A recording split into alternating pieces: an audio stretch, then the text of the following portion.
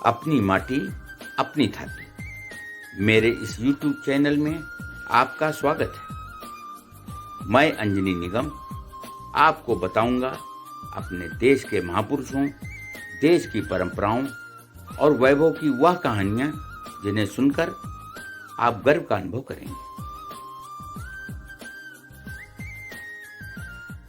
भारत के स्वाधीनता संग्राम में फांसी पाकर अपने वंश को अमर कर देने वाले अमर हुतात्मा ठाकुर रोशन सिंह का जन्म उत्तर प्रदेश में शाहजहांपुर के खेड़ा नेवादा में 22 जनवरी 1892 को एक सामान्य कृषक परिवार में हुआ था। रोशन सिंह बचपन से ही अत्यधिक साहसी थे। बालपन में जिस काम को करने में उनके अन्य साथी हिचकते थे, रोशन सिंह आगे बढ़कर उसे अपनी सबल भुजाओं पर ले लेते थे। अपने इस गुण को विकसित करने के लिए वे खूब व्यायाम करते थे। बलिष्ठ और साहसी होने के साथ ही देशभक्ति की भावना भी उनमें कूट कूट कर भरी थी। 1921 में हुए असहयोग आंदोलन में शाहजहांपुर से जो लोग जेल गए उनमें रोशन सिंह भी थे।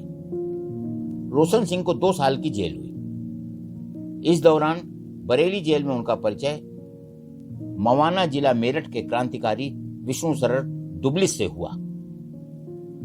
कुछ ही दिनों में यह परिचय घनिष्ठता में बदल गया। उन्होंने रोशन सिंह को समझाया कि अंग्रेजों को भारत से सत्याग्रह द्वारा नहीं भगाया जा सकता है, इसके लिए तो बम और गोली के धमाके करने होंगे। विष्णु जी के माध्यम से उनका परिचय देश के अन्य क्रांतिवीरों से हुआ। इनमें पंडित राम प्रसाद बिस्मिल प्रमुख थे। धीरे धीरे उनका रुझान गांधी जी की अहिंसा के बजाय बम गोली और क्रांतिकारियों की ओर हो गया।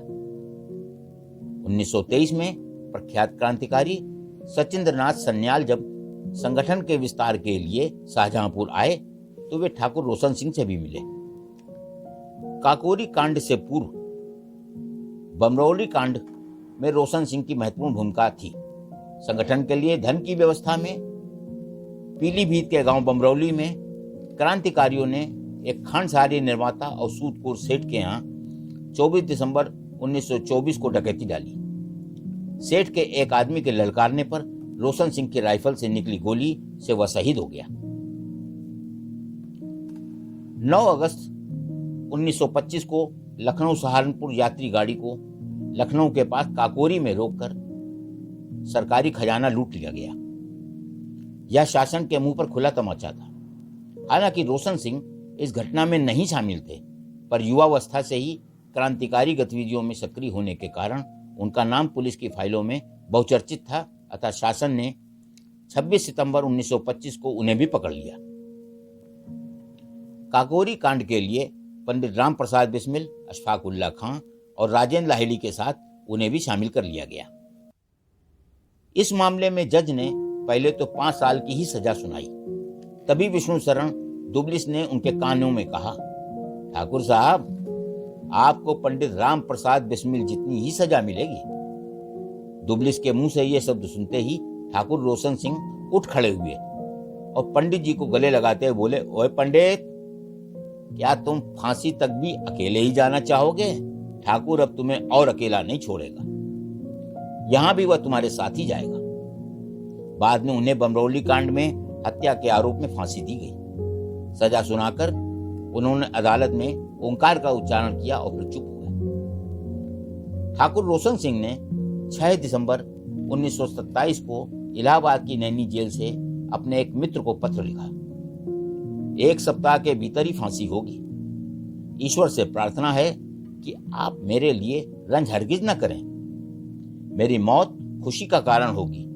दुनिया में पैदा होकर मरना जरूर है। दुनिया में बदफैली करने, अपने को बदनाम न करें और मरते वक्त ईश्वर को याद रखें। यही 2 बातें होनी चाहिए। ईश्वर की कृपा से मेरे साथ ये दोनों बातें हैं। रोशन सिंह ने जेल में भी अपनी दिनचर्या खंडित नहीं होने दी। वे प्रतिदिन स्नान, ध्यान और व्यायाम करते थे। 19 दिसंबर 1927 का दिन फांसी के लिए निर्धारित था। फांसी के तख्ते पर चढ़कर उन्होंने प्रसन्न मन से वंदे मातरम का घोष तथा शांति मंत्र का उच्चारण किया। इसके बाद उन्होंने फंदा गले में डाल लिया। अगले ही क्षण उनकी आत्मा अनंत आकाश में विलीन हो गई। जेल फाटक पर हजारों की संख्या में स्त्री पुरुष और युवा और वृद्ध रोशन सिंह के अंतिम दर्शन करने के लिए खड़े थे। जैसे ही उनका शव जेल से बाहर आया, उपस्थित लोगों ने नारा लगाया, रोशन सिंह अमर रहें।